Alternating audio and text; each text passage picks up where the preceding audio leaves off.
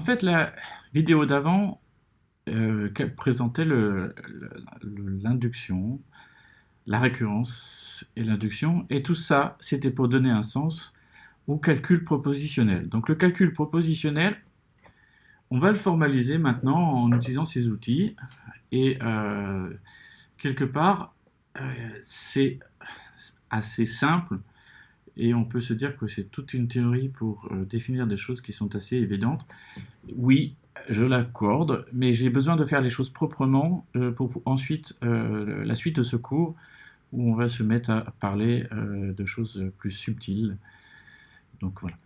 Alors, le calcul propositionnel, comme pour toutes les logiques, c'est on va définir sa syntaxe, comment on écrit les choses, et sa sémantique. Et ensuite, on va donner quelques équivalences et quelques propriétés de base. Donc la syntaxe, en réalité, si je veux faire les choses proprement et formellement, c'est en utilisant donc cette théorie qui permet des définitions inductives. Si j'ai un ensemble de variables, donc typiquement, je vais utiliser des variables minuscules, donc ça peut être exemple P, Q et R. Donc si j'ai trois variables propositionnelles P, Q et R, l'ensemble des formules propositionnelles sur P, c'est un langage sur l'alphabet constitué de ces symboles de lettres, donc P, Q et R ici en l'occurrence, et des symboles donc de négation, de conjonction, disjonction, implication, équivalence, parenthèse ouvrante, parenthèse fermante, qui est définie de façon inductive par les règles suivantes. D'abord, toute variable propositionnelle est une formule propositionnelle. Si f est une formule propositionnelle, alors sa négation est aussi une variable propositionnelle. Et si f et g sont des variables propositionnelles, alors la conjonction de f et de g aussi, la disjonction, l'implication de f et de g et l'équivalence entre f et g sont des formules propositionnelles. Donc c'est typiquement une définition inductive. Et ce qu'on a fait, c'est exactement ce qu'on ferait si on définissait des expressions arithmétiques. On le ferait de façon inductive en disant que les entiers sont des expressions arithmétiques, que des variables sont des expressions arithmétiques, et qu'on a la somme, le produit, la différence d'expressions arithmétiques, par exemple, sont des expressions arithmétiques. C'est la syntaxe. C'est une définition non ambiguë. C'est ce qu'on appelle le théorème de décomposition de lecture unique dans certains livres de logique, qui, je ne vais pas le lire, mais dit essentiellement que cette définition est non ambiguë. Dans le sens où si je vous donne une formule propositionnelle, vous pouvez la décomposer de façon unique et de retrouver tous ces morceaux. Donc c'est soit une négation, soit une conjonction, une disjonction, une implication, une équivalence. Et on peut retrouver chacun des éléments à partir de la formule. En réalité, c'est assez évident par la théorie précédente. Si on fait ça sans toute la théorie qui précède, c'est plutôt lourd, et dans certains livres de logique, ça occupe une dizaine de pages de montrer que c'est vrai, mais c'est très laborieux, donc je pense que vous pouvez me faire confiance. Le fait que il n'y ait pas ambiguïté vient en réalité de ma façon d'écrire les choses avec des parenthèses, qui évite toute ambiguïté, où on sait parfaitement comment ça se décompose. Du coup, puisque cette définition est non ambiguë, je peux définir de façon inductive la valeur de vérité d'une formule.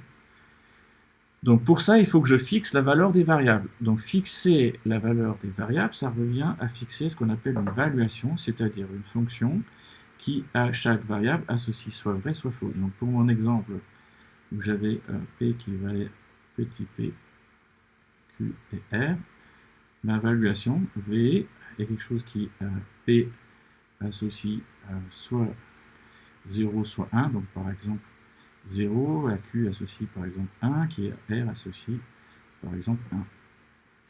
Donc une valuation, c'est une fonction qui associe aux variables leur valeur.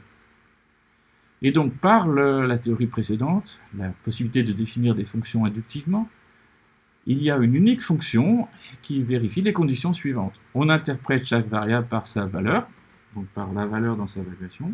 On interprète la négation par la négation, le ou par le ou, le est par le est, l'implication par l'implication et l'équivalence par l'équivalence. encore une fois l'impression de foncer des portes ouvertes. C'est le cas, mais c'est un exemple typique d'application de fonctions définies inductivement. On définit de façon inductive la valeur de vérité d'une formule à partir de valeur de vérité de ses sous-formules. Encore une fois, si vous faites l'analogie avec les formules arithmétiques, c'est la même chose. Vous définiriez la sémantique d'une formule arithmétique de façon inductive à partir de ses sous-expressions. 1 plus 2 fois 3, c'est parce que 1 plus 2 s'évalue en 3 et que tout ça s'évalue en 9. Alors, un peu de vocabulaire encore. Désolé, il y a beaucoup de vocabulaire dans ce cours. Lorsqu'une formule s'évalue à vrai, on dit que la formule est satisfaite. Et on dit aussi que l'évaluation est un modèle de la formule. Donc un modèle, c'est quelque chose qui rend la formule vraie. Bon, ok. Alors tout ça, c'était pour définir la syntaxe et la sémantique. Et on va commencer à dire des choses à peine moins triviales. Donc, ce qu'on appelle une tautologie, c'est une formule qui est toujours vraie. Donc tautologie veut dire toujours vrai. Donc, autrement dit, une formule qui est satisfaite en toute valuation.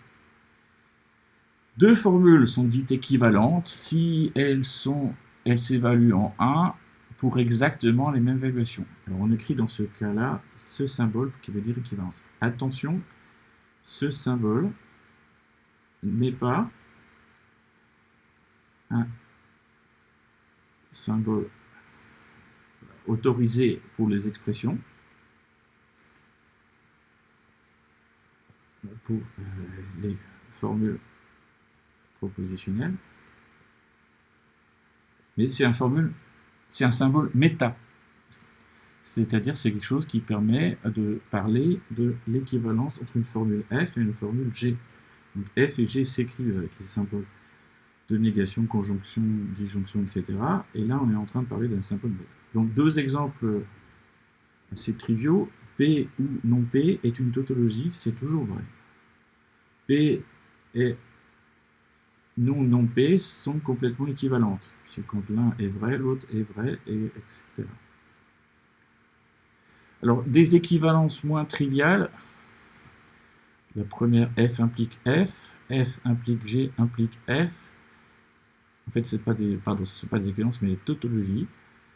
F implique G implique H implique F implique G implique F implique H. Celle-là, vous la connaissez peut-être pas, mais c'est aussi une tautologie. Vous pouvez le vérifier en regardant la table de vérité pour toutes les valeurs possibles de F, G et H. Alors, par contre, des équivalences, F ou F, c'est équivalent à F et F, c'est équivalent à F. Et on a le fait que le et le ou logique sont associatifs. Ils sont même commutatifs. Et ils sont même distributifs. Et vous avez aussi les lois de Morgan, ou de Morgan, suivant la prononciation que vous préférez, qui dit qu'une négation d'un est, c'est un ou des négations, et de façon duale pour la négation d'un ou, et des équivalences sur les absorptions. Ok. Donc, on arrête là pour aujourd'hui. Vous allez pratiquer ça dans les petites classes à venir. Donc, mercredi, le but est d'appréhender ce qu'on arrive à définir par induction sur les entiers. Et ce que l'on verra la semaine prochaine, c'est... On va continuer à parler du calcul propositionnel, mais cette fois en disant des choses un peu moins triviales. Et on va commencer à parler de logique du premier ordre et surtout de preuves, de démonstration, de validité et de complétude. Merci de votre attention.